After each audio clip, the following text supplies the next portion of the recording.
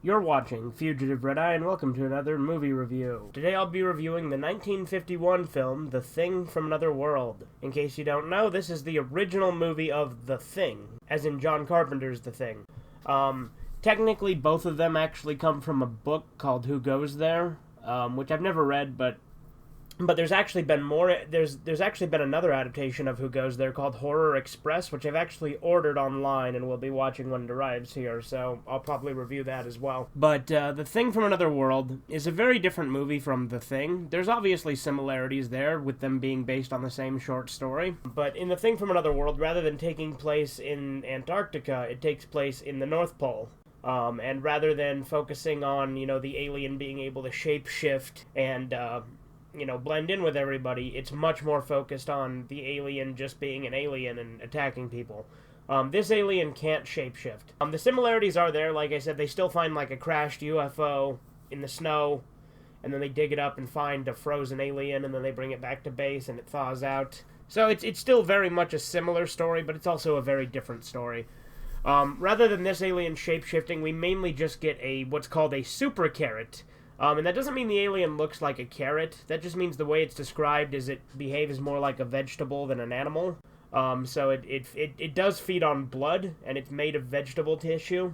And the way the alien is designed is it looks like a bald version of Frankenstein's monster. And it just kind of wanders around the base, in hiding after it thaws out and attacks people and kills the dogs, the sled dogs. And it kills some of the people in the base. And ultimately, they have to find a way to defeat it using heat.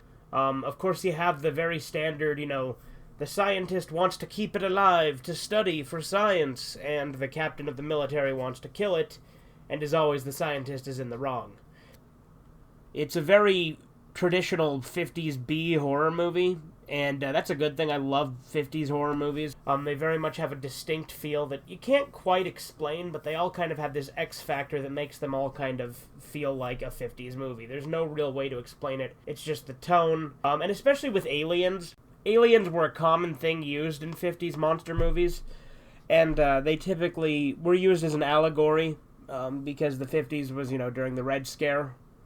I don't know if that was the case with this one, but fearing aliens was a good way in media at the time that they would, symbolize current events in that regard.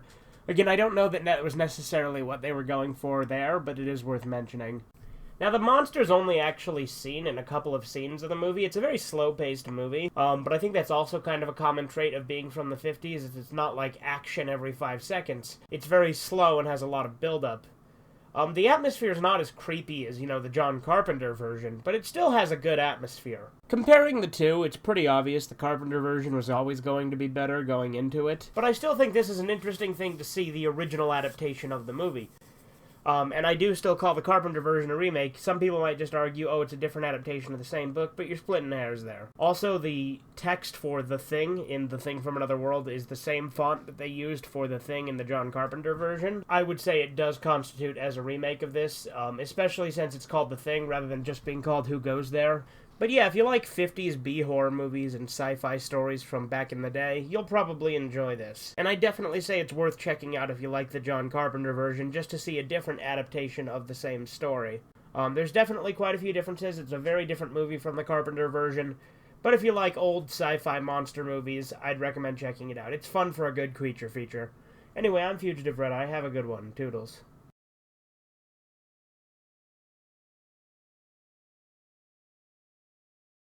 What a grand adventure this has been. God bless us, everyone. Gotcha. As soon as I can walk again, I'm gonna kick that kid's ass. Suck it, you shit! I'm gonna fucking die here, Jack!